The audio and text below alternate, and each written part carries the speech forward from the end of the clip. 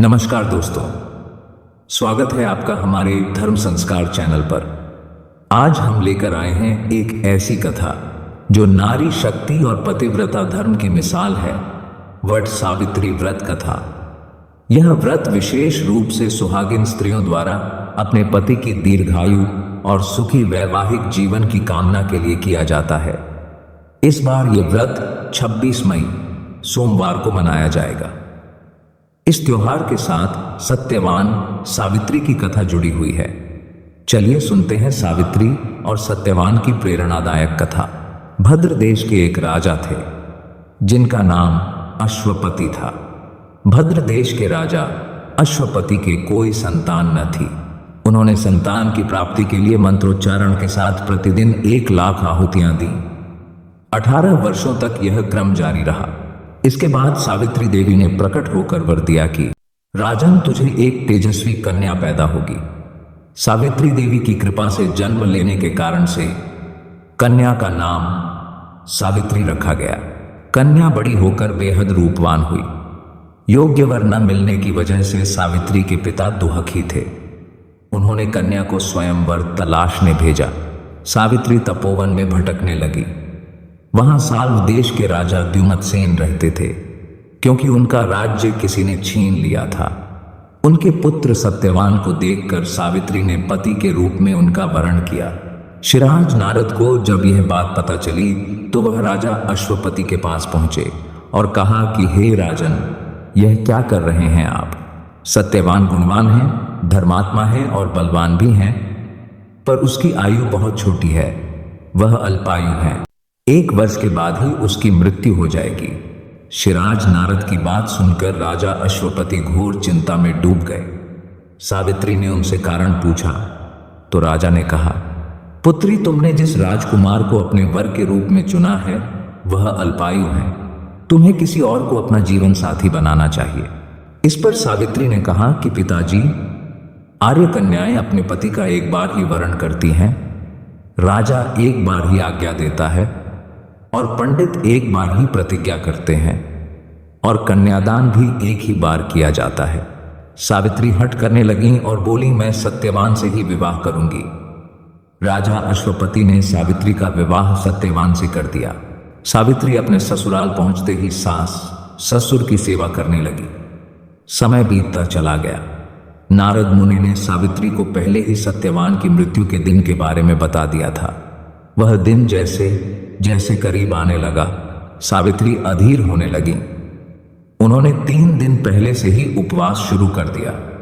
नारद मुनि द्वारा कथित निश्चित तिथि पर पितरों का पूजन किया। हर दिन की तरह सत्यवान उस दिन भी लकड़ी काटने जंगल चले गए। साथ में सावित्री भी गई। जंगल में पहुंचकर सत्यवान लकड़ी काटने के लिए एक पेड़ पर चढ़ गए। तभी उसके सिर में तेज दर्द होने लगा। दर्द से व्याकुल सत्यवान पेड़ से नीचे उतर गए। सावित्री अपना भविष्य समझ गईं। सत्यवान के सिर को गोद में रखकर सावित्री सत्यवान का सिर सहलाने लगी। तभी वहां यमराज आते दिखे। यमराज अपने साथ सत्यवान को ले जाने लगे।